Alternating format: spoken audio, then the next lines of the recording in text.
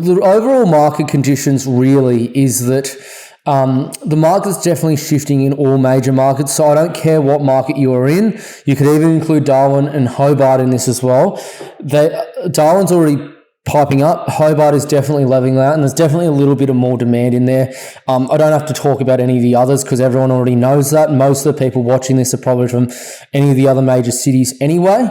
There's a significant increase in attendees at open homes. So it is actually scaring people a bit.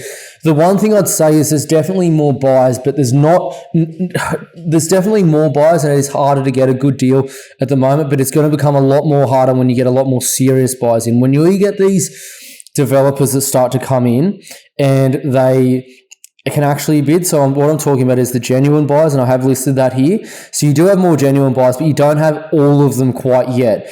As of probably later this year, particularly October, November, December, and especially next year, you'll have the developers, you have the flippers, you have every single person in the world who will become a genuine buyer. And when they're in the market, particularly developers and flippers, they're not there to kind of piss around. They're there to buy.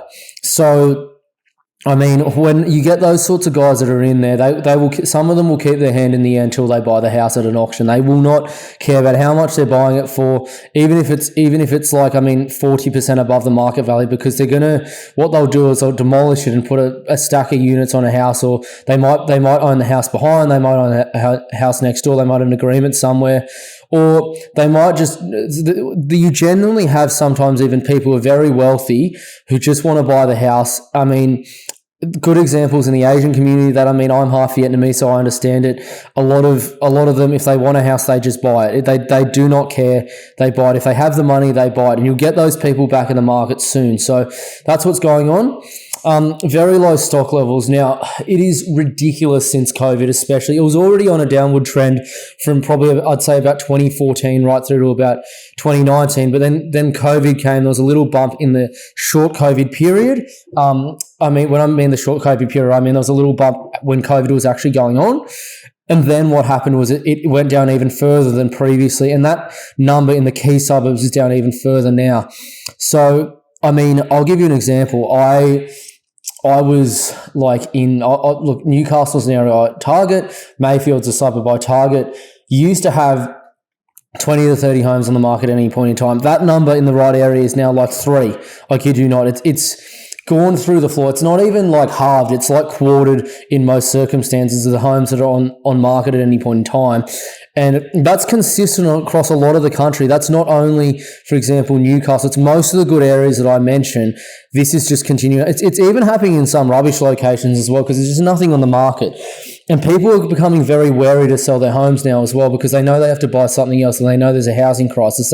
People aren't stupid. If they see on the news people living in tents and that kind of thing, they don't want to, live on the streets, so they don't want to sell their homes. Most people actually get a bridging loan or already have a lease in place before they move out of their home for when they can buy their new home. So that's becoming a real thing in Australia, and it's not a good thing, but it is here to stay. It's definitely here to stay. I'll tell you that right now. Then finally, the price points are largely driving certain markets. So give you a good example. Sydney's inner west, right? Anything sub $2 million in Sydney's inner west is bound to attract triple the amount of inquiry and people coming through an open home than anything above $2 million. I'll tell you that right now. It's the same as some parts of Melbourne's inner west that's sub $1 million in certain suburbs. That'll attract attention. Sub 900K in Newcastle, sub 700K in Geelong. All of these areas with certain price points are attracting ridiculous demand. And I actually say to some people that don't buy in this suburb because it's going to attract ridiculous demand, spend slightly more. Sometimes I tell people in Geelong, so a good example is properties sub 600 or 550 grand. Some suburbs that I was previously buying in there have now already gone up to that price, and they're not as good as other suburbs that you can actually buy for the same price on.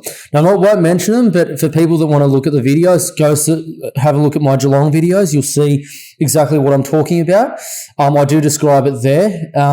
Markets don't move linear, and when you look at a market, like for example, Geelong market, yes, it's taking the aggregated amount of the market, but certain suburbs are doing better, certain ones aren't.